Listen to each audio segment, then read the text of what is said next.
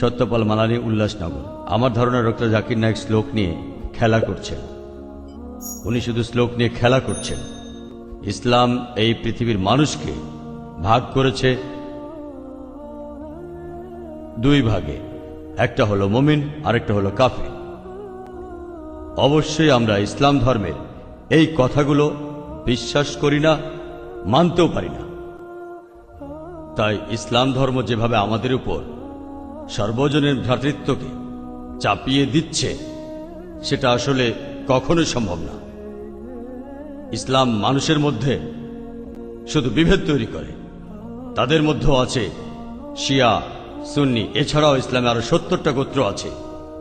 হ্যাঁ, আমি আমার প্রশ্ন করছি, সমস্যা নেই। ইসলাম এটা দিতে পারবে না। পৃথিবীতে একমাত্র হিন্দু ধর্মই আমাদের সর্বজনীন ভ্রাতৃত্ব উপহার দিতে পারবে। একাম সত্তা বিপ্রবাহতা ভদান্তি, একটু আগে আপনি বললেন। ইসলাম এটা কোনোভাবেই মানে না। গরু হত্যা করছে, কাফির হত্যা করছে, তাদের সম্পত্তি কেড়ে নিচ্ছে, লুট, নারী নির্যাতন। ইসলামই বলে ভ্রাতৃত্ব, তাহলে কিভাবে আসবে? আপনার মুখে ভ্রাতৃত্বের কথা আসলে শুধু শ্লোক নিয়ে খেলা করা। আপনি আসলে হিন্দু ধর্ম বলতে গিয়ে ইসলাম ধর্ম বলে ফেলেছেন। ভাই, আপনি বেশ কিছু মন্তব্য করেছেন। আর ইসলাম বলে ইন্নাল্লাহ মাস্তাবিরিন, নিশ্চয়ই আল্লাহ তাদের সঙ্গে আছেন যারা ধৈর্যশীল। ভ্রাতৃত্ব বজায় রাখতে গেলে আপনাকে ধৈর্যশীল হতে হবে। ধৈর্যশীল যদি আমরা না হই, তাহলে ভাইয়ের সাথে ভাইয়ের যুদ্ধ লেগে যাবে। ইসলাম বলছে সূরা আল বাকারার 153 নম্বর আয়াতে আছে, ইন্নাল্লাহ মাস্তাবিরিন, নিশ্চয়ই আল্লাহ ধৈর্যশীলদের সঙ্গে আছেন। আর ভ্রাতৃত্ব বজায় রাখতে চাইলে ধৈর্যশীল হতে হবে। আর আমি এখানে উপস্থিত গুরুজনদের শ্রদ্ধা করি। তিনি হয়তো হিন্দু ধর্ম সম্পর্কে ভালো জানেন, তবে দুঃখিত যে আমি তার সঙ্গে একমত নই। ইসলাম সম্পর্কে তার জ্ঞান কিছুটা কম। আর ওনার সাথে আমি একমত যে ইসলাম ধর্মে মানুষকে দুই ভাগে ভাগ করা হয়। একটা হলো যারা বিশ্বাসী মুমিন, আরেক দল হলো কাফির, উনি যেভাবে বললেন। আর প্রত্যেক ধর্মেই দুই প্রকার মানুষ আছে, এমনকি হিন্দু ধর্মেও হিন্দু আর অহিন্দু। খ্রিস্টান ধর্মে খ্রিস্টান আর অখ্রিস্টান, ইহুদি ধর্মে ইহুদি আর নন ইহুদি, ইসলামে মুসলমান আর অমুসলমান। তাহলে ইসলাম আলাদা হলো কি করে?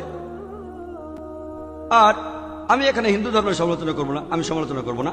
কিন্তু আজকের এই লেকচারে আমি হিন্দু ধর্ম নিয়ে কথা বলবো, কারণ আমি বিভিন্ন ধর্মের একজন ছাত্র হিসাবে আমি বেদ পড়েছি, আমি উপনিষদ পড়েছি। তবে এখানে ছোট্ট একটা মন্তব্য করি। হিন্দু ধর্মগ্রন্থ বেদে আছে যে এই মানুষ জাতি সৃষ্টি হয়েছে সর্বশক্তিমান ঈশ্বরের 4টি অংশ থেকে। তার মাথা থেকে এসেছে ব্রাহ্মণ, বুক থেকে এসেছে ক্ষত্রিয়, আর উরু থেকে বৈশ্যরা ব্যবসায়ী জাত, আর পা থেকে শূদ্ররা বর্ণপ্রথা। আমি এটা নিয়ে মন্তব্য করতে আসিনি, আমি এটা চাই না। আমি চাই না হিন্দু ভাইদের মনে আঘাত দিতে। ইসলাম ধর্ম এটার অনুমতি দেয় না। আমি এসব নিয়ে মন্তব্য করছি না, কোনো ধর্মের সমালোচনা করছি না, আমি কারো সমালোচনা করছি না। আমি কথা বলছি না যে কোনো ধর্ম ভুল। তবে আপনি যদি ভালোভাবে বেদ পড়ে থাকেন, আপনি এখানে সবাইকে বলতে পারেন বেদ কথা বলে কিনা যে স্রষ্টার মাথা থেকে ব্রাহ্মণ এসেছে, তার বুক থেকে ক্ষত্রিয়রা এসেছে, উরু থেকে এসেছে বৈশ্যরা ব্যবসায়ী জাত, বিদ্বান গোত্র, যোদ্ধা গোত্র, ব্যবসায়ী গোত্র, শূদ্র। শূদ্ররা হলো সবচেয়ে নিম্নবর্ণের। আর ডক্টর আম্বেদকর এটা নিয়ে বই লিখেছেন। আমি সব খুলে বলছি না। হিন্দু ধর্ম আমি ভালোভাবে পড়েছি। আমি হিন্দু ধর্মের অনেক কিছু শ্রদ্ধা করি, বেশ কিছুর ব্যাপারে একমত নয়, এটা আমাকে আপনি বলতে বাধ্য করলেন। পবিত্র কোরআনে সূরা আনামের 108 নম্বর আয়াতে আছে, তাহাদিগকে গালি দিও না আল্লাহকে ছাড়িয়ে তাহারা যাহাদিগকে ডাকে, কেননা অজ্ঞানতাবশত তাহারা গালি দিবে আল্লাহ সুবহানাহু ওয়া তাআলাকে। এখানে আমি হিন্দু ধর্মের ভালো দিকগুলো নিয়ে বলেছি। কথাটা হলো তারা এক ঈশ্বরের ধারণায় বিশ্বাস করে। আপনার প্রশ্নের ব্যাপারে বলি যে আপনি বলেছেন মুসলিমরা তারা মানুষ খুন করে, এছাড়াও তারা হত্যা করে। আপনি বললেন গরু, ঠিক আপনি কথা বলেছেন। এই সবগুলো অভিযোগের উত্তর দেওয়া দরকার, সময় এখানে কম, কয়েকটার উত্তর দিচ্ছি। অন্য কেউ প্রশ্ন করেন, আপনাদের সবার ভুল ধারণাগুলো আমি ভেঙে দেব, আমারও ভালো লাগবে। আর ভুল ধারণাগুলো ভাঙিয়ে দিলেই তারা ইসলামকে ভালোভাবে বুঝতে পারবে। এজন্য আমার লেকচারে সবসময় একটা প্রশ্নোত্তর পর্ব থাকে। আর আমরাও বলি, যখন কেউ সমালোচনা করে আমারও ভালো লাগে।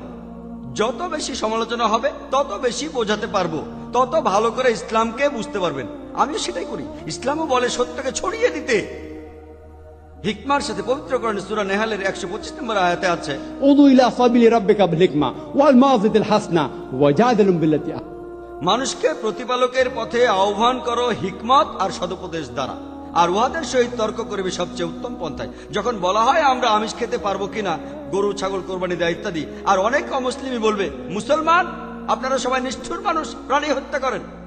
ভাই আপনাদের আমি বলি, একজন মুসলমান খুব ভালো মুসলমান হতে পারে, এমনকি যদি সে পুরোপুরি ভেজিটেরিয়ান হয়। এটা বলা হয়নি যে আপনাকে অবশ্যই ভেজিটেরিয়ান হতে হবে ভালো মুসলিম হতে গেলে, কিন্তু পবিত্র কোরআনে অনেকবারই বলা হয়েছে যখন তুমি মাংস খেতে পারো তখন মাংস খাবে না কেন। পবিত্র কোরআনের সূরা মাইদার 1 নম্বর আয়াতে উল্লেখ আছে, বলা হয়েছে যে ইয়া আইয়ুহাল্লাযিনা আমানু, হে মুমিনগণ, তোমাদের অঙ্গীকার পূর্ণ করিবে আর তোমাদের জন্য কিছু চতুষ্পদ প্রাণীকে হালাল করা হইয়াছে আর কিছু প্রাণী হারাম। পবিত্র কোরআনের সূরা নাহলের 5 নম্বর আয়াতে উল্লেখ আছে যে আল্লাহ চতুষ্পদ জন্তু সৃষ্টি করিয়াছেন যাহাতে তোমরা শীত নিবারণ করিতে পারো এবং উহাতে বহু উপকার রহিয়াছে এবং উহা হইতে তোমরা আহার করিয়া থাকো। পবিত্র কোরআনের সূরা মুমিনুনের 21 নম্বর আয়াতে উল্লেখ আছে তোমরা চতুষ্পদের মাংস আহার করতে পারো। আমরা জানি যে আমিষে, এখানে অনেক ডাক্তার আছেন, আমি একজন মেডিকেল ডাক্তার, এতে অনেক প্রোটিন আছে, প্রচুর আয়রন আছে, আর এগুলো খুবই সুস্বাদু। আর এইসব আমিষ জাতীয় খাবারে আপনি যে প্রোটিন পাবেন, এই পরিমাণ প্রোটিন আর কোথাও পাবেন না, আপনি পাবেন না। নিরামিষের মধ্যে সয়াবিনে আপনি সবচেয়ে বেশি প্রোটিন পাবেন, সেটাও আমিষের প্রোটিনের চেয়ে অনেক কম। আর এবার আমি গরু হত্যা নিয়ে কিছু কথা বলি। যদি হিন্দু ধর্মগ্রন্থগুলো পড়েন, আমি এখানে কোন ধর্মের সমালোচনা করছি না, ভাই একটা প্রশ্ন করেছেন তাই আমাকে সত্য কথাটা বলতে হবে। হিন্দু ধর্মে আমিষ খাওয়ার অনুমতি দেওয়া হয়েছে। হিন্দু ধর্মগ্রন্থে দেখবেন সাধু সন্তরা আমিষ জাতীয় খাদ্য খায়, এমনকি গরুর মাংস। পরবর্তীতে অন্যান্য বেশ কিছু ধর্মের প্রভাবে, যেমন ধরুন জৈন ধর্ম ইত্যাদি, মানুষের উপর অহিংসার দর্শনের প্রভাব এসে পড়ল, তারা প্রাণী হত্যা বাদ দিল, তারা এই দর্শনটাকে তাদের জীবনধারায় যোগ করলো। তবে ইসলাম ধর্ম প্রাণীদের অধিকারের কথা বলে থাকে। শুধু প্রাণীদের অধিকার নিয়ে আমি একটা লেকচার দিতে পারি। পবিত্র কোরআনে আছে পশুর উপর বেশি বোঝা চাপিও না, তাদের প্রতি সদয় হও, তাদের খাদ্য দাও, কিন্তু প্রয়োজনে তোমরা তাদের মাংস খাইতে পারো। আর যদি আপনি অন্যান্য ধর্মগুলো ভালোভাবে দেখেন, অনেকে আমিষ খেতে বারণ করেছে। এই দর্শনের ভিত্তিটা হলো এই যে আপনি প্রাণী হত্যা করবেন না, কারণ তাদের জীবন আছে, সে কারণে আমিষ খাওয়াটা অন্যায়। আমি এর সাথে একমত। যদি কোনো মানুষ এই পৃথিবীতে মানুষ হত্যা না করে থাকে, সেখানে আমিই থাকব সবার উপরে। সর্বজনীন ভ্রাতৃত্ব হিন্দু ধর্মে আছে যে সব প্রাণী আপনার ভাই।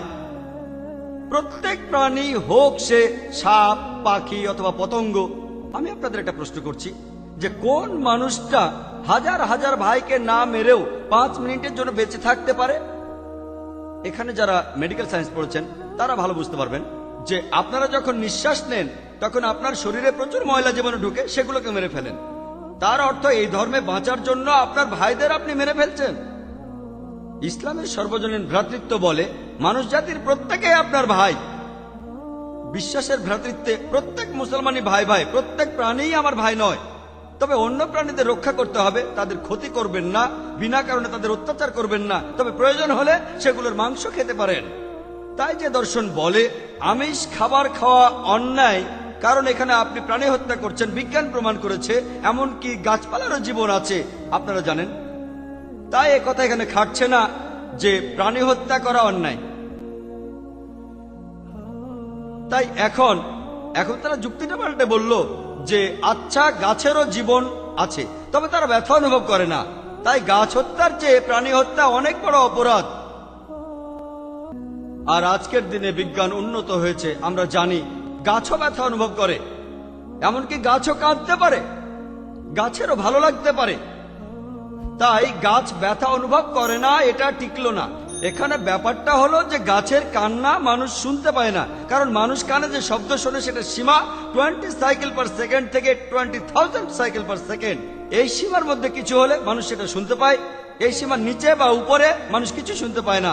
যেমন ধরুন কেউ যদি ডগ হুইসেল বাজায়, ডগ হুইসেল চেনেন, যেটাকে বলে সাইলেন্ট ডগ হুইসেল। যখন কেউ এই হুইসেল বাজায়, এটা সীমা হচ্ছে 20,000 সাইকেল পার সেকেন্ডের উপরে, 40,000 সাইকেল পার সেকেন্ডের নিচে। কুকুর 40,000 সাইকেল পার সেকেন্ড পর্যন্ত শুনতে পায়। তাই কেউ যদি হুইসেল বাজায়, কুকুর হুইসেলটা শুনতে পারে কিন্তু মানুষ শুনতে পায় না, এটাকে বলা হয় সাইলেন্ট ডগ হুইসেল। একইভাবে গাছপালার যে কান্নাকাটি আমরা মানুষরা কিছুই শুনতে পায় না, তবে গাছও কাঁদে, তারাও ব্যথা অনুভব করে।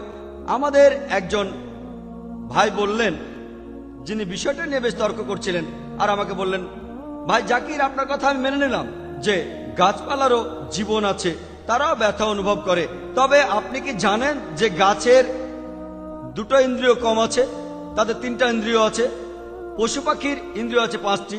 তাই গাছপালা হত্যার চেয়ে পশু হত্যা করা অনেক বড় অন্যায়। আমি তাকে বললাম যে ভাই, ধরুন আপনার একজন ছোট ভাই আছে, সে ছোটবেলা থেকে বোবা আর কালা, দুটো ইন্দ্রিয় কম, সে বড় হওয়ার পরে কেউ একজন তাকে খুন করে ফেললো, আপনি কি বিচারককে বলবেন, ও মি লর্ড, এই খুনিকে কম শাস্তি দিন কারণ আমার ভাইয়ের দুটো ইন্দ্রিয় কম ছিল? এই কথাই বলবেন? আপনি বলবেন, ও মি লর্ড, তাকে দ্বিগুণ শাস্তি দিন কারণ সে একজন নিষ্পাপ মানুষকে হত্যা করেছে। তাই ইসলামে এটা কোনো যুক্তি নয় যে 2 বা 3টা ইন্দ্রিয়। পবিত্র কোরআনে সূরা বাকারার 168 নম্বর আয়াতে আছে, যে বৈধ খাদ্যবস্তু আছে তাহা তোমরা আহার করো। তার অর্থ যেগুলো বৈধ আর হালাল খাবার সেগুলো খেতে পারো। আর এ কারণে আপনারা দেখতে পাবেন যে গবাদি পশু, আল্লাহ সুবহানাহু ওয়া তাআলার ইচ্ছায় গবাদি পশু বংশ বিস্তার করে বেশ তাড়াতাড়ি, মানুষ এবং অন্যান্য পশুর তুলনায় বেশ তাড়াতাড়ি দ্রুত বংশ বিস্তার করে। যদি আপনার কথা মেনে নেই যে মানুষ কোনো গবাদি পশু খাবে না, তাহলে পৃথিবীতে গবাদি পশুর পরিমাণ অনেক বেড়ে যাবে, অনেক বাড়বে। আর বললেন গরু হত্যা করা, এ নিয়ে বই লিখেছেন মৌলানা আব্দুল করিম পারেক। গো হত্যা, গরু কোরবানি কে জন্য দায়ী? যদি ভালোভাবে দেখেন, যারা চামড়া নিয়ে ব্যবসা করে, গরুর চামড়া, মুসলিম অমুসলিম উভয়ই আছে, চামড়া, গরুর চামড়া, তারা এটা করে। তাই এটা থেকে যারা উপকার পাচ্ছে এই গোহত্যা থেকে, তাদের মধ্যে মুসলিমদের চেয়ে অমুসলিমরাই বেশি। তাই যদি ইতিহাস ভালোভাবে জানেন আর যুক্তিও ভালোভাবে বোঝেন, আমরা জানি আল্লাহ বলেছেন যে বৈধ খাদ্যবস্তু আছে তাহা তোমরা আহার করো, যদি এটা খান এতে কোনো সমস্যা নেই। এছাড়াও যদি ভালোভাবে দেখেন, তৃণভোজী প্রাণীর দাঁতগুলো যদি দেখেন, গরু, ছাগল, ভেড়া, তারা শুধু শাকসবজি খায়, তাদের দাঁতগুলো সব সমান। যদি আপনারা মাংসাশী প্রাণীর দাঁতগুলো ভালোভাবে খেয়াল করেন, সিংহ, বাঘ, চিতাবাঘ, তাদের দাঁতগুলো খুব সুচালো, তারা শুধু মাছ মাংস খায়। যদি আপনি মানুষের দাঁত দেখেন, আয়নায় আপনার নিজের দাঁত দেখতে পারেন, আমাদের সুচালো দাঁত আছে, সমান দাঁতও আছে। যদি সর্বশক্তিমান ঈশ্বর আমাদের শুধু নিরামিষই খেতে বলতেন, তাহলে আমাদের সুচালো দাঁত দিলেন কেন? কেন? আমিষ খাওয়ার জন্য? যদি আপনারা তৃণভোজী প্রাণীদের পরিপাকতন্ত্র ভালোভাবে খেয়াল করেন, গরু, ছাগল, ভেড়া, তাদের পরিপাকতন্ত্র শুধু নিরামিষই হজম করতে পারে। মাংসাশী প্রাণীগুলোর পরিপাকতন্ত্র, বাঘ, সিংহ, চিতাবাঘ, তারা শুধুমাত্র আমিষ হজম করতে পারে। আর আমাদের মানুষের পরিপাকতন্ত্র আমিষ নিরামিষ দুটোই হজম করতে পারে। যদি সর্বশক্তিমান ঈশ্বর আমাদের শুধু নিরামিষই খেতে বলতেন, তাহলে কেন এমন পরিপাকতন্ত্র দিলেন যেটা আমিষ নিরামিষ দুটোই হজম করতে পারে? তাই বিজ্ঞান নিয়ে যদি পরীক্ষা করেন, সৃষ্টিকর্তা আমাদের আমিষ নিরামিষ দুটোই খাওয়ার অনুমতি দিয়েছেন। আশা করি উত্তরটা পেয়েছেন। যদি আপনার অন্য কোনো প্রশ্ন, কোনো ভুল ধারণা থাকে, আমি আনন্দের সাথে তার উত্তর দেব। একবারে একটা ধারণা বলবেন যাতে আমি তা দূর করার সময় পাই। আপনাকে ধন্যবাদ।